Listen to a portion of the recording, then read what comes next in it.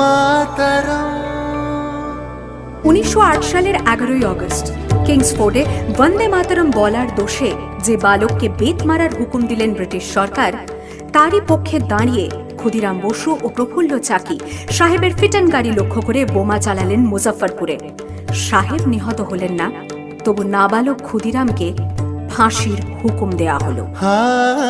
জননী গুলোহ তুলে বক্ষে, শান্তন বাস দেহ তুলে চোখে, কাঁদিছে তব চরণ তলে 63 কোটি নর নারী গো।